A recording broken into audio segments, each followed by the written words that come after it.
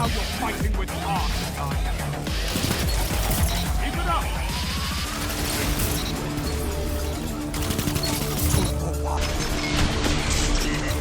First place. Call that a win? I call it a match.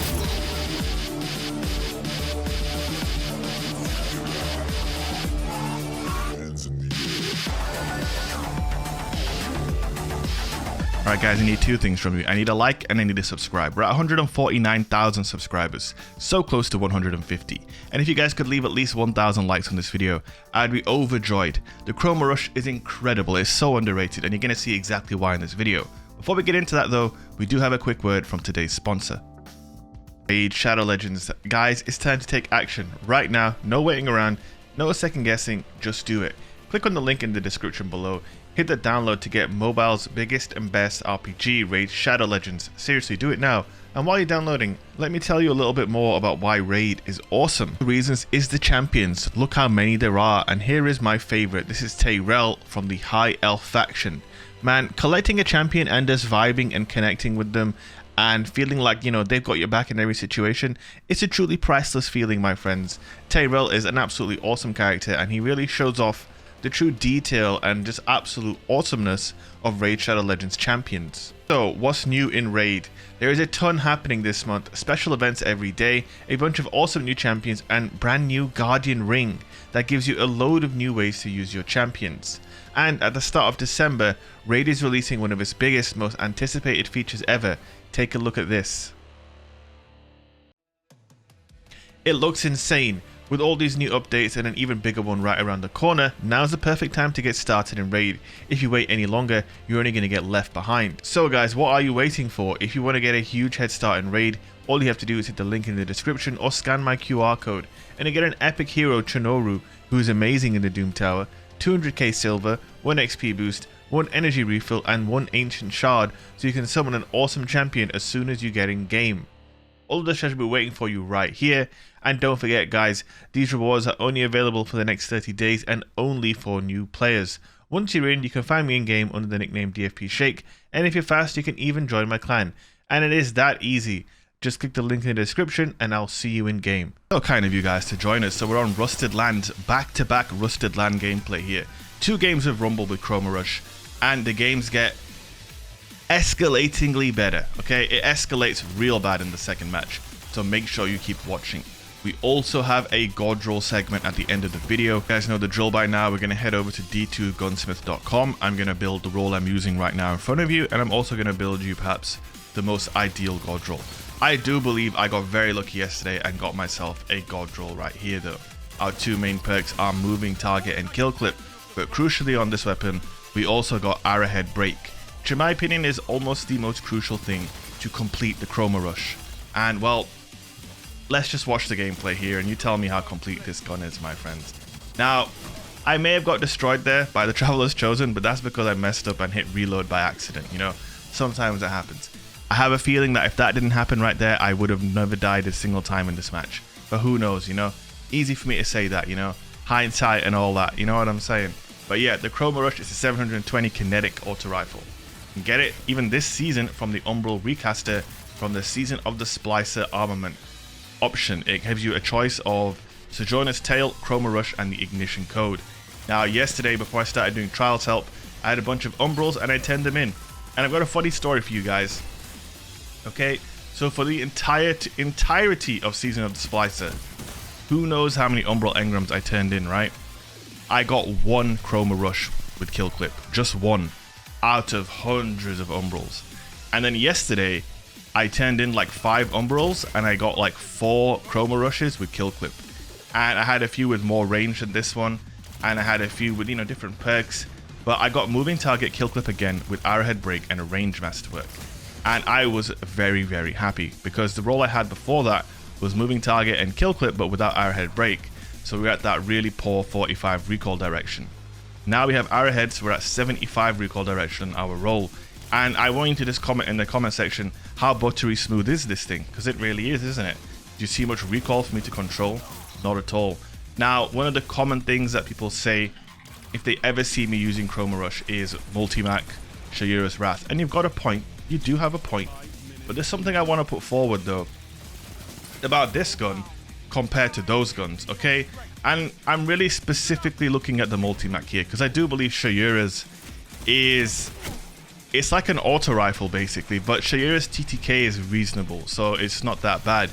Multi-mac on the other hand, if you have a player with an iron reach roll who can really control the recoil, they're going to be beaming you with a 0.6 second TTK at like 25 meters. But here's the thing though, not every player is capable of doing that with that weapon because the recoil on it is very extreme. So, you know, you're going to have to run really low sensitivity on a controller, or, you know, mouse and keyboard players obviously have less issue with recoil.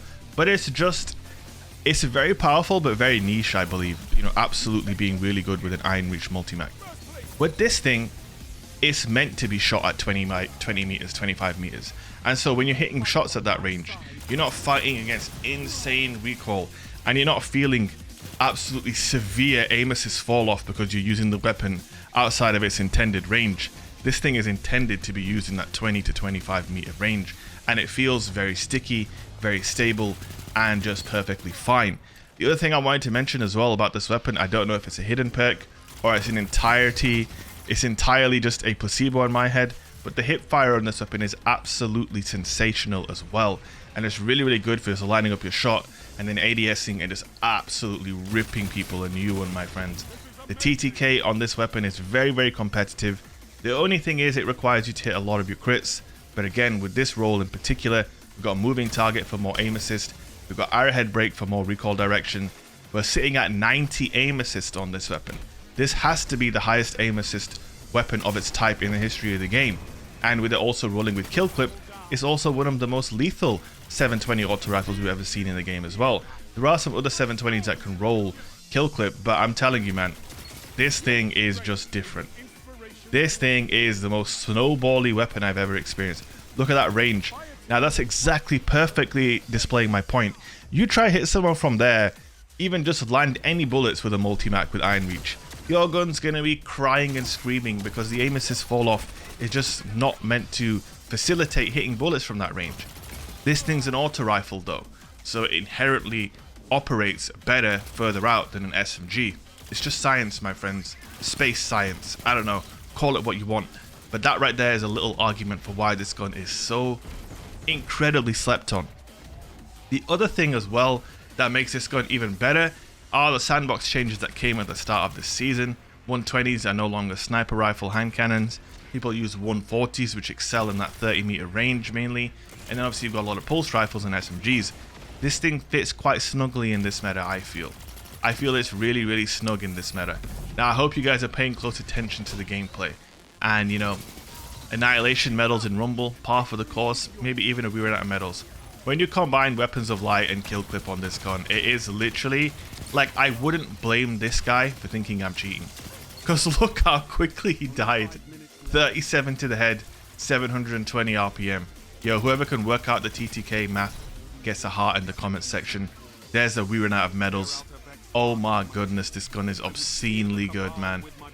It is obscenely good. I've been on a bit of an igneous hammer kick recently, but man, pulling this thing out of the vault the other day for that, I think it was a CQC video I was using this gun. Summer Vault tiers, ran out of medals, annihilation medal. This Rumble match had it all, my friends.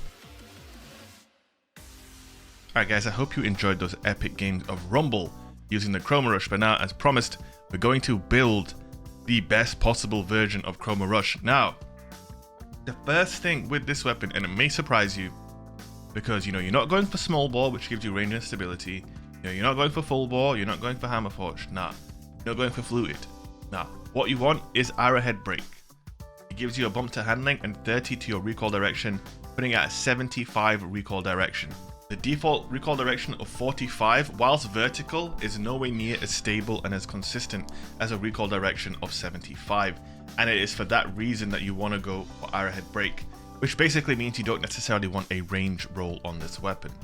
Now, for this next column, I'm going to show you what I had on mine, which is steady rounds. I did not have accurized rounds.